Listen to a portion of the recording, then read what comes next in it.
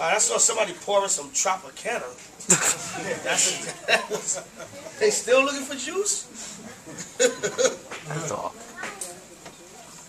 Alright, they still trying to get it together. So go to 1 Corinthians, the 5th chapter. And the 6th verse.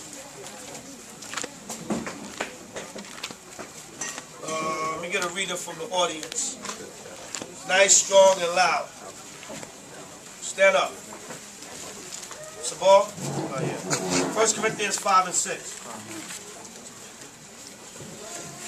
Book of 1 Corinthians, chapter 5, verse 6. Your glorying is... Everybody have it? Everybody have it? All right, go ahead. Your glorying is not good. Right, so Paul was rebuking the church of Corinth, which was Israelites in Corinth, because they was going off on certain things.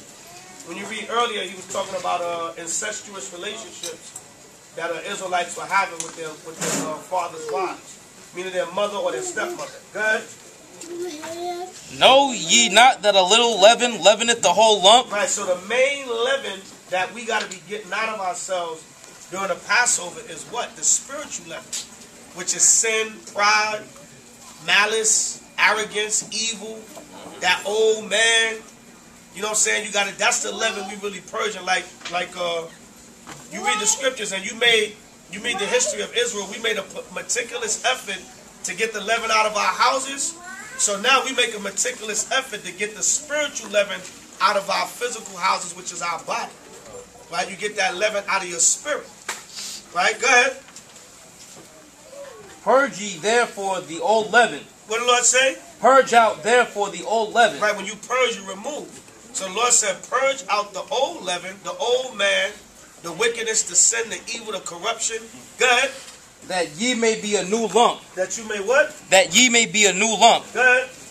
As ye are unleavened, for even Christ our Passover is sacrificed for us. Right, YAHAWASHI, which is our Passover, because he's the destroyer and the death angel that passed over our houses and didn't kill our firstborn. Right, and he was that sacrificial lamb that died for us on the cross, without a bone broken. Good. Therefore, let us keep the feast, not with old leaven. Right, so not with the old leaven. Don't come in here with that same old spirit, negativity, wickedness, evil. Right, go ahead. Neither with the leaven of malice and wickedness. Right, neither with the leaven of malice and wickedness. Right, you shouldn't have no problem with anybody in this room. Right, if you do, then you shouldn't be here. Right. You know, and that's kind of harsh, but it's a harsh reality of Yahweh. Right, you shouldn't have no problem with anyone in this room. Right, that old malice and wickedness, that old man. And if you still battling with things from this point on, purge that leaven out. That's right. Right, because every year is a renewal. We got the Day of Atonement, but this is a new year and this is a Passover to purge out that leaven. The Most High give us several times to cleanse ourselves. So let's take advantage of it. All right, go ahead. But with the unleavened bread of sincerity and truth. What did the Lord say? But with the unleavened bread of sincerity and truth. See that? The unleavened bread of sincerity and truth. Right? So your spirit should be of the truth and it should be sincere. So it's really the spiritual leaven that we should be cleansing out of our houses. Like we have the physical leaven in the ordinance of the Passover, but the spiritual leaven we have to get out of our spirits also. Okay? Right, so that's symbolic to, the Passover ordinance also. Because the leaven represents like the sin and the wickedness also. To prove that, go to Hosea 7 and 4.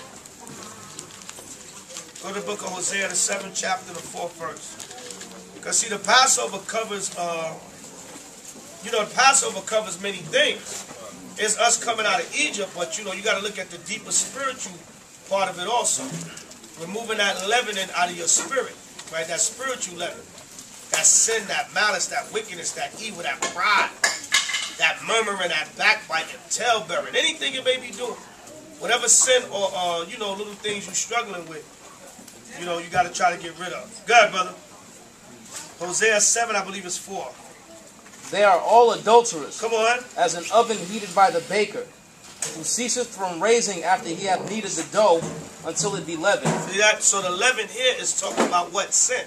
That's why the Most High said they are all adulterers, right? Because what, like the leaven makes the bread rise. What is the sin and the evil do? It makes your spirit and your pride and your evil rise, right? So you got to get that out of you because that leaven is symbolic to sin.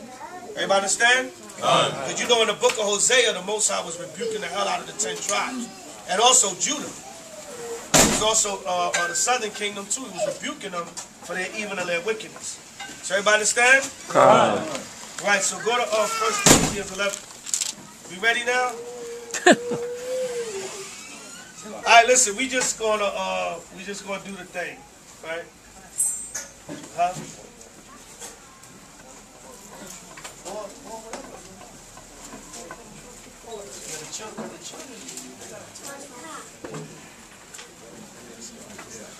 Right. We just ready. Alright, so we're going to try to get some juice to the children, and then we're going to, because everybody got to partake of it. Alright, so we're going to try to get some juice to the children, and then we'll eat the remembrance of YAHAWASHI, and then we can relax and get into the festivities. God? I know y'all getting restless. See them looks on y'all faces. Y'all ready to party, right? Spiritually, though. Alright, that's Jake for you. But anyway, let's go to 1 Corinthians 11. 1 Corinthians 11:17.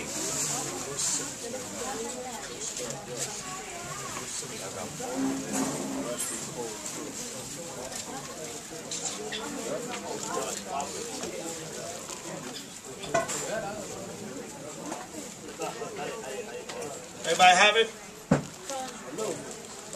Done.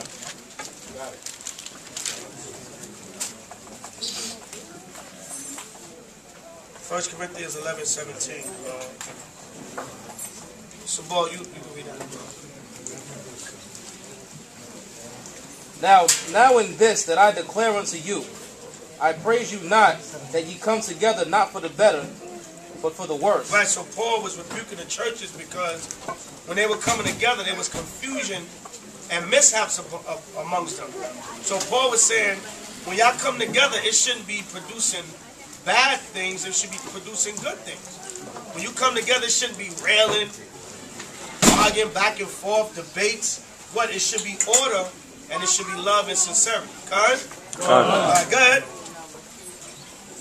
Now in this... Verse 18. For first of all, when ye come together in the church, I hear that there be divisions among you. Right, sound familiar? Israel got so many damn chapters. you could be in a room with 10 Israelites and it'd be like 50 different doctrines in there. Y'all all Israel, but that's just how it is, man. Right, and then I've been, in my years in the knowledge, I've been in different congregations and I've seen major divisions within congregations. I mean, everybody coming to the same building and there's division within it. Right? So Paul was saying to the church in Corinth, you know, y'all got to stop that. Go ahead. And I partly believe it. Come on. For there must also be heresies among you. Right, Paul said, look, you know what though? That's going to happen. It's going to be heresies. When you look up that word, it means sects. Different sects like you have now.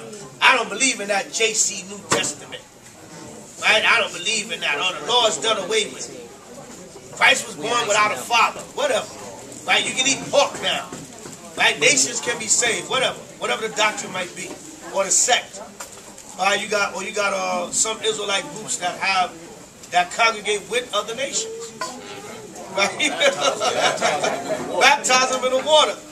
Reading for them in camp. Right? See that? Go ahead. Now that I'm not dealing with. I don't give a damn. You can call me negative. I don't want to come together. No, I'm certain things I'm not coming together with. Hell no. See that? Go ahead, brother. Read.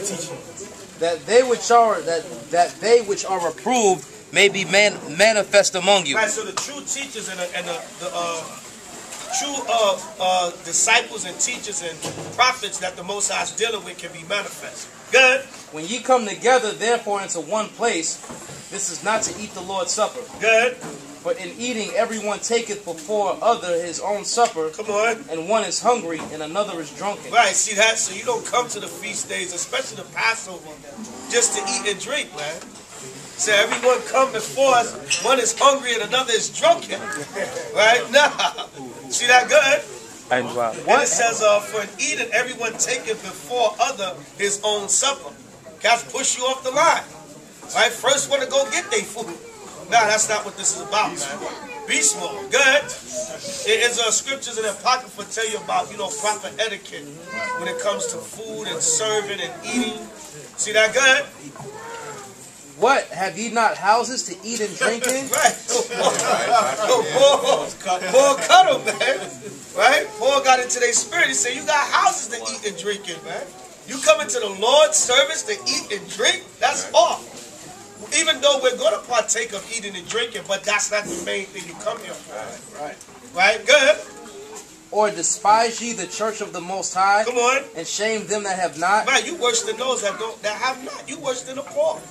Right? Because a poor person, if they come, they're going to be humble and they're going to be happy just to get something to eat and drink. But here you got houses to eat and drink in, and you coming all belligerent to eat and drink at the Lord's service. Right? Good. What shall I say to you? Shall I praise you in this? So Paul said, should I praise you in this? Go ahead. I praise you not. I praise you not. So Paul was cutting them cats. He's going hard on them, man. Y'all cats going off. I'm not praising y'all for that. Y'all coming together making a high holy day about eating and drinking. All right, come on. For I have received of the Lord that which also I delivered unto you. That the Lord YAHAWASHI, the same night in which he was betrayed, took bread. Come on. And when he had given thanks, he brake it and said, take, eat. This is my body, which is broken for you. This do in remembrance of me. Good. And after the same manner also he took the cup. I guess we're about to do that soon. All right, once we get ready. Go ahead. We're gonna go and read the one in Luke though. All right, go ahead.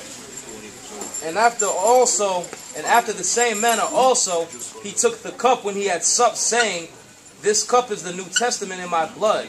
This do ye as oft as ye drink it in remembrance of me. Right, so every Passover, when we come together, we always do the remembrance of YAHAWASHI. Right, or like the brothers from AOC, I know whenever we come together with a holy day with them, we always do the bread and wine. It could be Hanukkah or, New Moon or whatever. The brothers, they tend to do it, on a regular basis, which there's nothing wrong with that. Right? The churches, but they have communion Sunday. They do it every first Sunday of the month. But YAHAWASHI said, as oft as you do it in remembrance of him. Right? So if brothers do it every week for the Sabbath, or brothers do it every holy day, or whatever, or brothers just do it in their home, they remember YAHAWASHI. Alright? Alright, so ready? Okay, so at this time, Amajim, you're going to ask everybody to stand. Y'all can read 26 on down on your own. Right, it goes into how, you come to the Passover for the true spirit. Alright, so let's go to Luke 22 and 1.